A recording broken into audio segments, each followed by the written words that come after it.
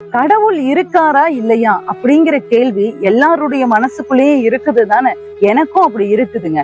அப்படி ஒருவேளை இந்த பூமியில கடவுள் வந்தாரு அப்படின்னா சாமானிய மனுஷங்களை எல்லாம் நேசிப்பாரா அப்படின்னா நிச்சயமா நேசிப்பாரு அப்படிங்கிறத தமிழ் இலக்கிய உலகத்துல சிறுகதையின் தந்தையாகவே போற்றக்கூடிய புதுமை பித்தன் அவர்கள் கடவுளும் கந்தசாமி பிள்ளையும் அப்படிங்கிற சிறுகதையில கடவுள் சாமானிய மனுஷனை கூட நேசிப்பவருப்பா அப்படிங்கறத தன்னுடைய எழுத்துக்கள்ல நகைச்சுவையா நையாண்டியா ரொம்ப சிறப்பா எழுதியிருக்காரு.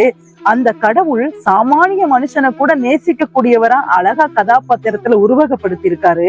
நடனம் ஆடி காமிக்கிறாரு, பயணம் செய்யறாரு, கந்தசாமி அவர்களுடைய வீட்டிலேயே தங்குறாரு. இந்த அளவுக்கு ரொம்ப தோழமையா கடவுளும் சாமானிய மனுஷனும் இருக்கிற மாதிரி இந்த கதைய ரொம்ப அழகா எழுத்தாளர் நகர்த்திட்டு போறாரு. கடவுள் குறித்த மாற்று பிம்பத்தை உருவாக்கியதுல இக்கதைக்கு முக்கிய பங்கு இருக்கு அப்படிங்கறத உணர்த்துற மாதிரி புதுமை பித்தன் அவர்கள் ரொம்ப சிறப்பா இந்த கதையை எழுதியிருக்கிறாங்க.